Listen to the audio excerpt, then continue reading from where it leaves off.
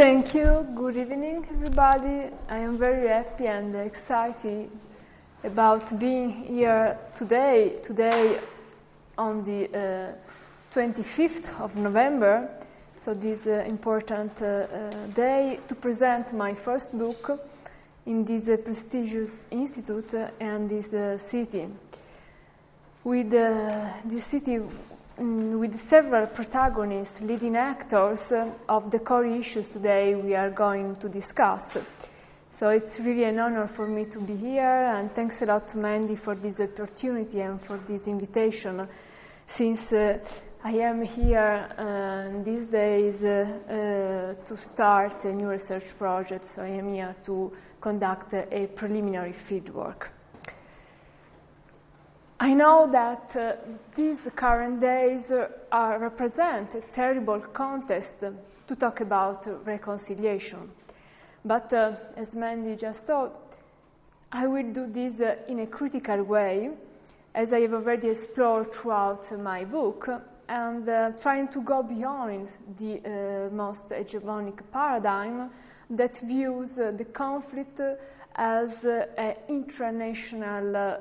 dispute between two national movements, and I would like, on the contrary, attempt to use the paradigm that regards this conflict as one between anti-colonialist movement and a settler-colonialist paradigm. So the title is Women, Reconciliation and Israeli-Palestinian Conflict,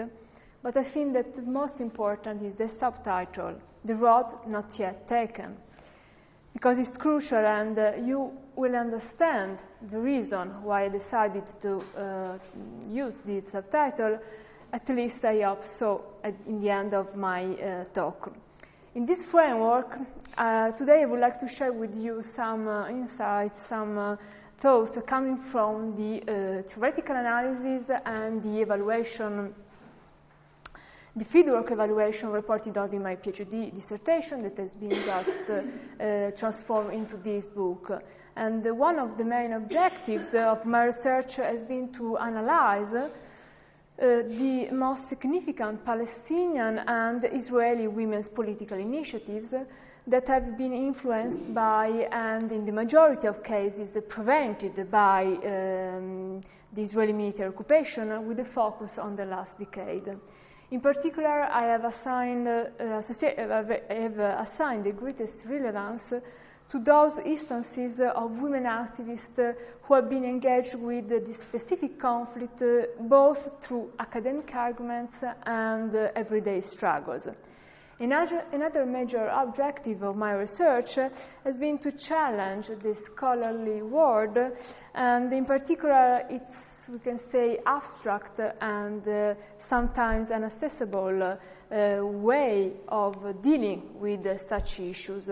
So I tried to move from this academic world to most real, most useful and most realistic tools in order to better understand the useful and the challenges these women activists have experienced in this period of time. In a way, I try to be a sort of actor, a bridging voice between academia and political activism, in order to make a renewed debate between scholars and activists possible, and so trying to unify these two different perspectives. To start, I would like, first of all, explain to you why and how I have been so deeply interested in such issues, and why I have decided to start my PhD and to write a book on this topic. As a researcher at an early stage of my career, and a woman involved emotionally, politically and academically within the Israeli-Palestinian context, First of all, I had to reflect on my own positionality since the beginning of my research. In fact, I have taken part in several initiatives in solidarity with the Palestinian people, in particular in those organized in the West Bank, and since the beginning I have been aware of the importance of self-reflexive feminist practices in doing an ethically and responsible research. In such a frame, the interpretation and the explanation of the fieldwork data in relation to my background, my positionality, and my beliefs has required a lot of effort, not only academically but also emotionally and personally throughout all the work in order to problematize the way of assuming insider and outsider positions. In doing this, I have come across the demanding questions of an ethic of engagement in the fieldwork, and in particular the strict linkage between my position as outsider researcher and my interviewees. As I wrote in the book, since 2005, a number of research and political activities, both in the field and at the theoretical level, have allowed me to enter this subject area, and in particular, during my earliest visits to Palestine and Israel in 2005-2006, I joined in two specific events that provided me with important experience. The first one was the International Conference of Women in Black that took place in East Jerusalem in August 2005 when I was a graduate student, and the second one was in 2006 when I joined a European project named EPIC,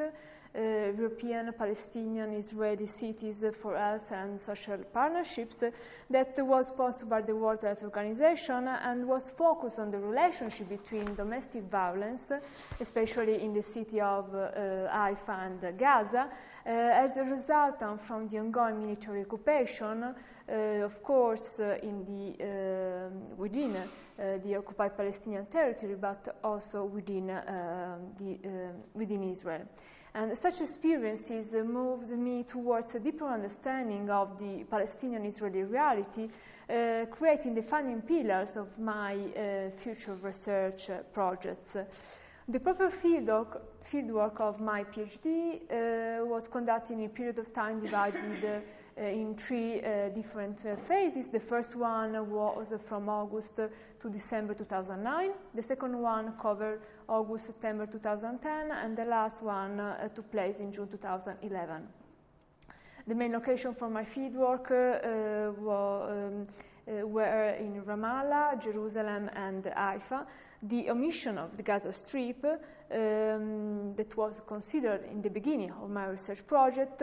has been mostly imposed by the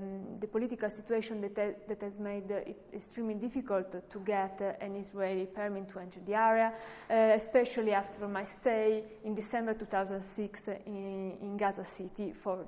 the project EPIC, just told you.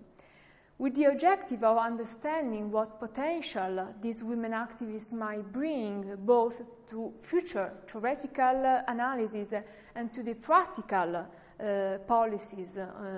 on the ground, I met and conducted open-ended semi-structured interviews with 36 women, especially I used 36 interviews with women activists, especially secular women activists, among which 15 were Palestinian from the West Bank and East Jerusalem, 21 were Israelis, including Jews, both Mizrahi and Ashkenazi, who came mostly from Jerusalem, Haifa, and Tel Aviv, and Palestinian citizens of Israel from Haifa and Nazareth. The peculiarity is that in the last decade, a small number of these women continue to be political activists within their original historical movements, while the majority of them have decided either to abandon their initial organization, or to renew their political engagement, participation in new forms of struggles, and also by means of different types of mobilization. In doing this, I have concentrated on women who have experienced a kind of a political transformation in the last decade, both in each side and in joint Palestinian-Israeli projects as consequences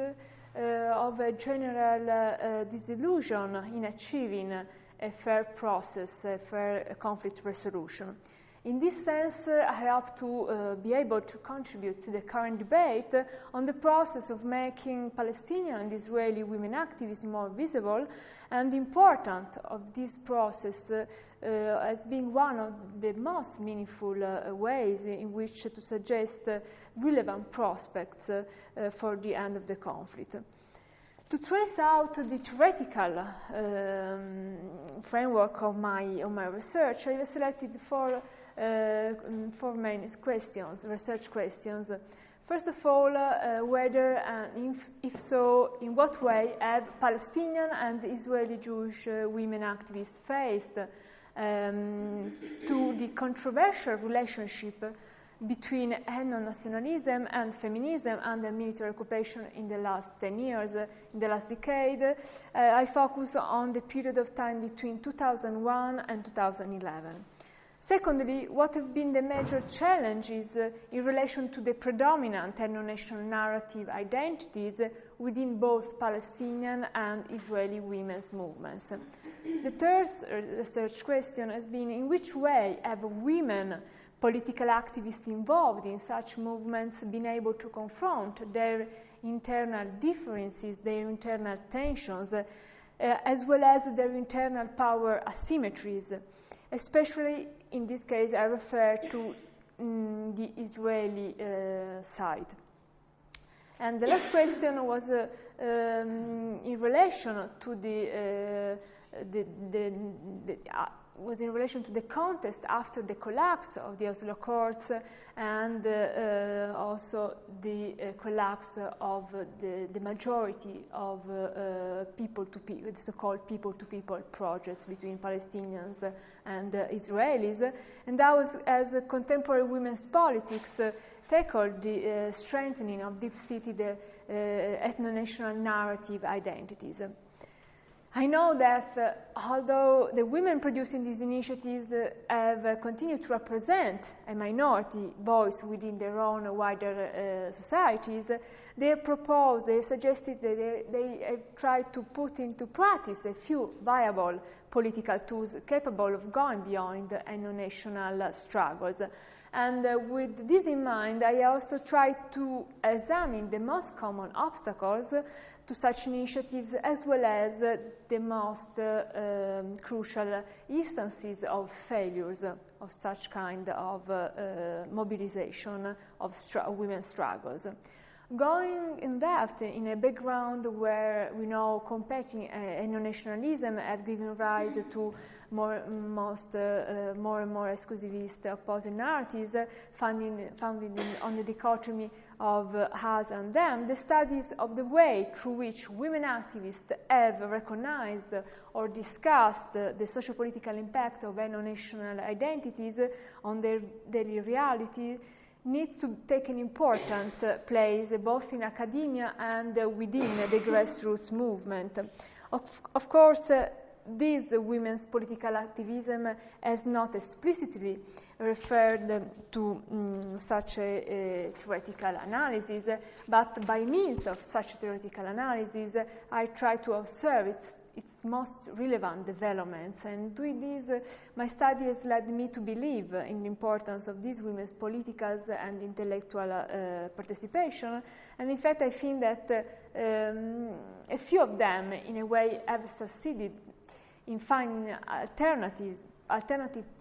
policies and approaches, at least in their initial and more theoretical stage. Looking at the theoretical level, whether the conventional literature concerning nations and nationalism has largely ignored women's position and their connection with ethno-national identities, consideration of such issues is crucial in order to understand such conflict narratives, and nonetheless I believe that it is necessary, of course, to look at such issues from a specific perspective towards what has been defined as the essentialist picture of women as natural peacemaker. In this sense, I try to look at these initiatives by a critical way, the way through which these essentialist pictures needs to be deconstructed. In fact, usually in conflict and post-conflict environments, on the one hand, feminist scholars, along with political activists, have argued that women have an alternative way of experiencing feasible resolution of the conflict. On the other hand, this standpoint has been considered inadequate when looking at the division and the differences existing within women's movements in relation to their several and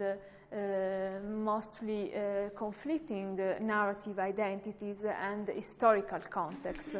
And this debate has put forward the need for feminist scholarship to begin by critically exploring a variety of social and political issues connected with the struggling dimension of power relations.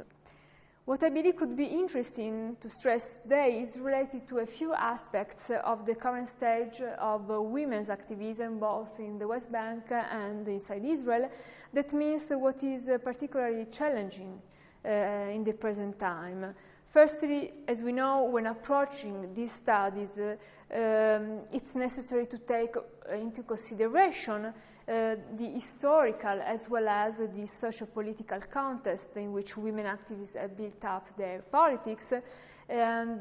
Palestinians, so on the one hand, Palestinian women continue to live within a stateless nation where the struggle led by a national liberation movement take the central place in their everyday reality, in contrast with an institutionalized nationalism and the established nation state. Said this, focusing on the Palestinian side, as we know, the women's agenda has played a central function within the political definition of Palestinian nationalism and its structural components, and including the result of their personal experiences as an integral part of the Palestinian national politics. Diverse perspectives among Palestinians, women activists I met, have been particularly significant in relation to the emphasis that each of them has given to the meaning of Palestinian identities, and in most cases as the reaction to their exclusion from the mainstream narrative in a context of military occupation and statelessness. Going depth into the meaning of Palestinian identity, and as a result of a number of interviewees' perspectives, interpretations of the relationship between women liberations and national liberation have to consider in parallel with the double disadvantage in which Palestinian women continue to live. From this point of view, it's interesting to see how most Palestinian women have continued to confirm strongly that their national liberation, the national identity, has been mainly determined by the endless process of military occupation. In particular, they have emphasized Palestine as their land, their nation, their personal life, their history, and their future. And in this case, younger generations have felt more confidence in the way of expressing their nationalist beliefs rather than their opinions about feminist issues. In the specificity of the subject of feminism, we could say the plurality of feminism. Many of them talk about the role played within the Palestinian resistance movements to reconstruct their national identity in connection with the feminist perspective. Quite a lot of them have confirmed that being a Palestinian woman and a feminist as well may represent an intimate correlation between personal emotional perception of their everyday life, and the collective struggle as oppressed people. Within such a frame, the issues of feminism needs to be understood through a wide puzzle of diverse identities, history, and purposes. And in this sense, feminist analysis considered the concept of being woman as inclusive of diverse identities, and so the majority of Palestinian women I met define feminism as an ideology, often as a way of life, others as a way of thinking, and this plurality of feminism in this sense reflects primary individual private processes, and only in a second phase may they be included within the wider context of social structures. On the other hand, from a divergent perspective, a number of Palestinian women activists have declared that feminism is not an expression commonly acknowledged among the Palestinians, and on the contrary, they consider feminism as a Western concept, something that has been shaped by other cultures, other society, something which could not be imported from other feminist experiences without considering the peculiarity of the Palestinian conflict, the peculiarity of women's political agenda. In this sense, being woman and at the same time being Palestinian remains one of the most problematic issues, which has become more and more complex within a status of ongoing, never-ending military occupation. A further result of the current impasse within Palestinian women's activism has come from the so-called Kenyanization. As you know, this term has been coined by Professor Israeli-Palestinian to denote the process through which issues of collective concern are transformed into projects in isolation from the general concept. This critical view has been also increased by both the lack of accountability to women activists and by the excess of male-dominated elitism that has delegitimized women's political influence. One of the most demanding impacts has produced widespread feelings of political disaffections and criticism, which are growing even among those women who joined political organizations in the past. I'm speaking before the starting of the Second Intifada. Overall, this fragmented, this very diversified picture represents the complex and the changing socio-political reality in which Palestinian women have thought to reshape new political strategies and to expand their range of their forms of resistance. This also explains why the use of a singular definition regarding the Palestinian women movement is not feasible. On the other hand, on the Israeli side, from the earliest phases, the dichotomy characterized by the so-called home front and battle front has been applied to produce the gendered inequalities in many aspects of their everyday life in a society built on the myth of militarized masculinity. In the private as well as in the public sphere, the Israeli case has proved to be an exceptional framework, also defined as a mobilization marginalization phenomenon, in the sense that Israeli women have been encouraged to join the political, the public sphere, so they face mobilization, but on the other hand, they also have to face up the militarized, patriarchal reality, in this sense, the marginalizations. Furthermore, such issues are embedded within the internal Israeli disparity and asymmetry existing among Ashkenazi Jews, Mizrahi Jews, and Palestinian citizens of Israel, and other minority communities, and the way in which class and ethnic divisions go on. Nevertheless, the majority of Israeli women political activism activists have understood that military occupation is also a feminist question, and the strict linkage between feminism and the anti-occupation struggle has become the core issues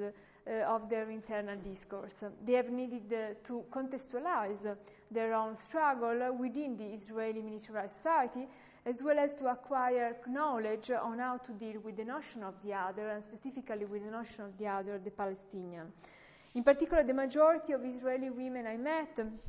have questioned the meanings of feminism and conflict resolution, feminism and peace that are within this specific ethno-national context, and especially since the 1992 Israeli invasion of Lebanon, a number of Israeli women expressed explicitly their opposition to war and gradually recognized that women issues are strictly related to the political structures of militarization, of oppression, of inequality, which combine to keep Palestinians in a subjugated reality of occupation.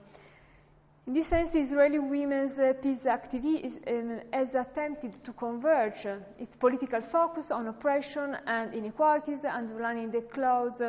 connection between gender discrimination, increasing militarization, and ongoing military occupation.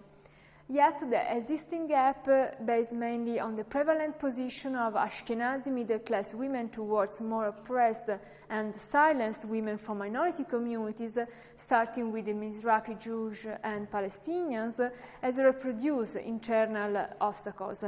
In the militarized societies, the gender polarizations of power has increased not only the endemic conflict against Palestinians, but also internal minority discrimination. And as a consequence of the status quo, also Israeli women activists do not represent a unitary subjectivity, but they have multiple voices constructing and explaining their own reality, formed as the result of intersection among different narrative identities. However, in reality, in the majority of cases, theoretical connection and political implication have not followed common struggle because of the primacy of white feminists in a non-white majority.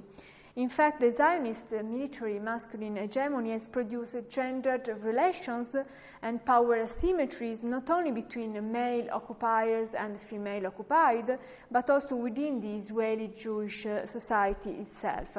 On this, the fact of being part of the occupier society has been underlined by the majority of Israeli Jewish interviewees, even though only a marginal number of them have been aware of their privileged status. And these problems describe the main reason why the emergence of a joint and powerful women's feminist movement within Israel has not taken place, and instead a number of women's and feminist organizations have gone through their own individual and parallel initiatives. Going on with my research, and according to a comprehensive approach towards critical reconciliation, I have dealt with the issue of the so-called people-to-people project as well. In particular, in the central part of my book, I critically analyze the results of one of the most internationally renowned women's joint coalitions between Palestinians and Israeli women activists named the Jerusalem Link, underlining the most difficult obstacles they have encountered, and above all, the perpetuation of the status of asymmetry also among occupied and occupiers members within this project. As I guess some of you already know about this project, the Jerusalem Link, founded by the Jerusalem Center for Women, the Palestinian Non-Governmental Women's Center based in Beit Hanina, and Shalom, the Jerusalem Women Action Center,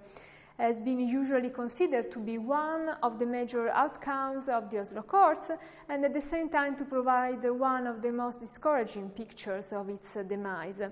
Historically speaking, though the mainstream literature has not dealt so much with such issues, historical cases of partnership and joint struggles between Jews and Palestinians and among women as well have been manifested since the 20s, but only in the 90s.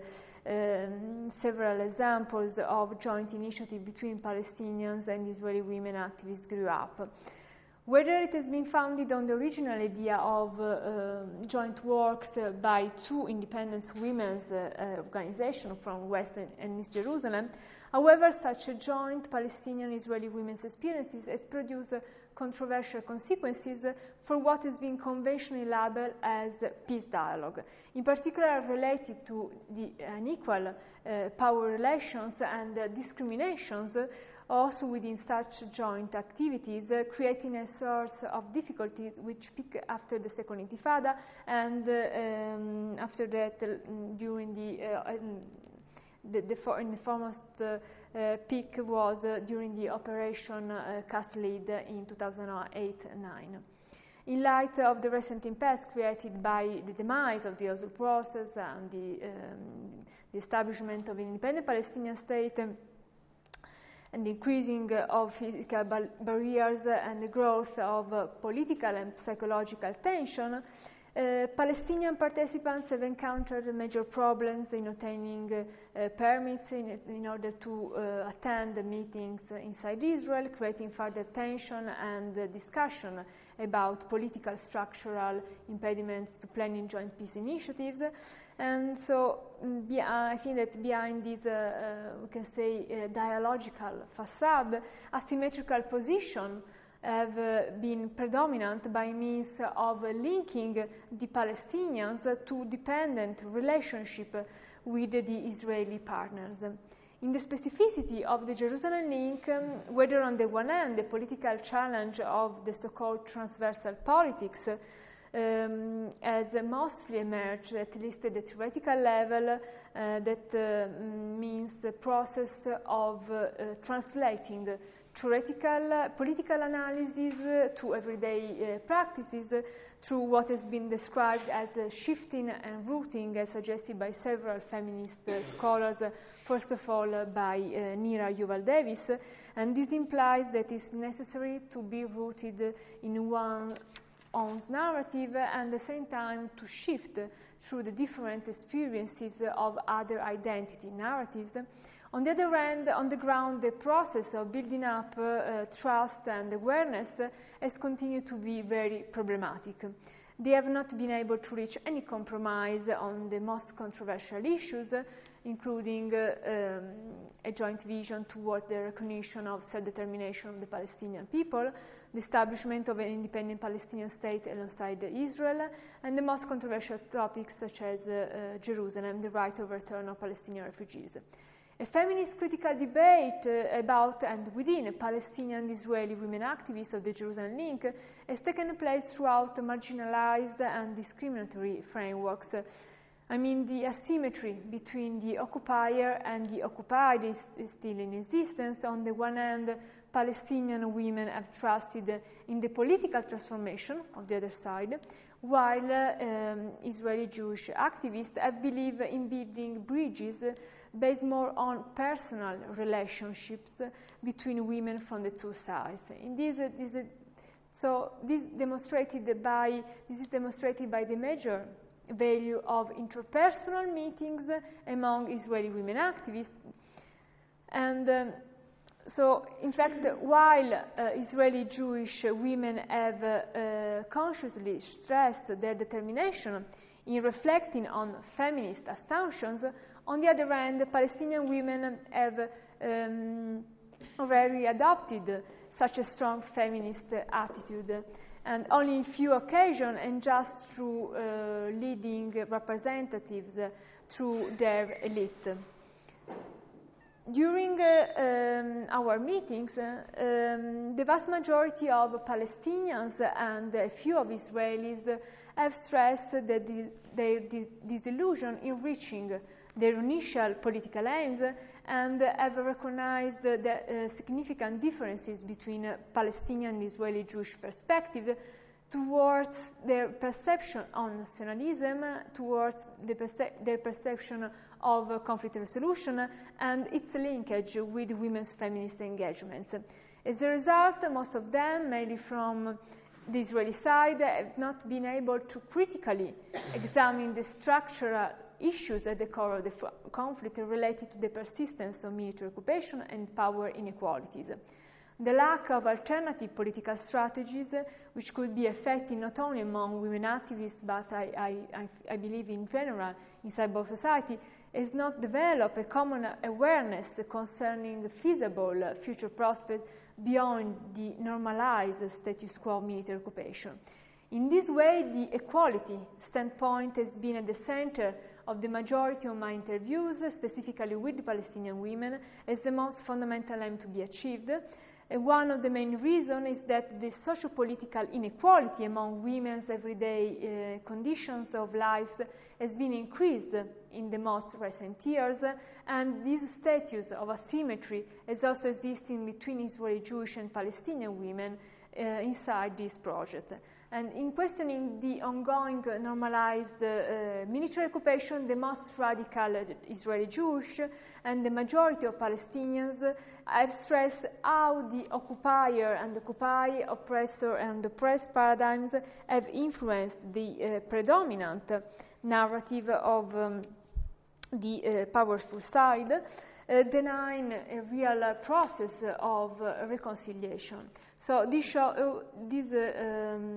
demonstrates how it represents only an apparent dialogue. So from my perspective, the necessity of establishing counter-narratives able to overcome the status quo has remained the key issue. Zionism, which has produced more and more exclusivist politics through the patterns of national security and militarization, has consolidated the ethnic inequalities and gender discrimination existing also inside the State of Israel. Although debating about post-national narratives may be a difficult activity to promote, in particular in such a tense period of time, this could be maybe the important and essential for filling the gap between theory and practice.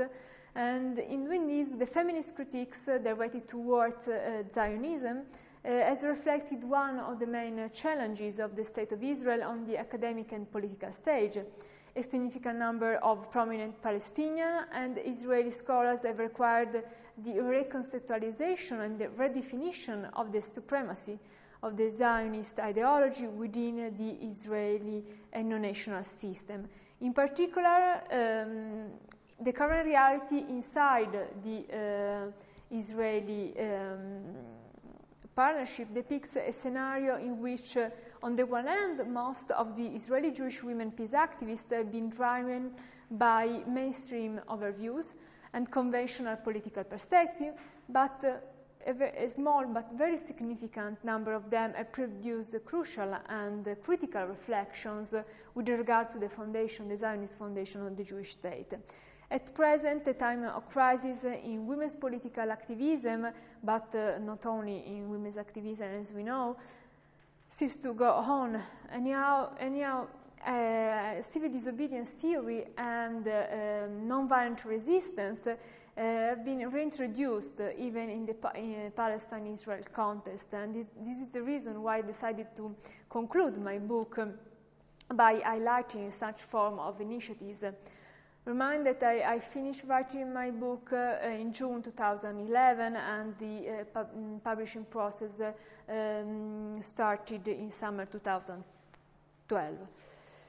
And this is the reason why I decided to highlight some form of this kind of initiatives,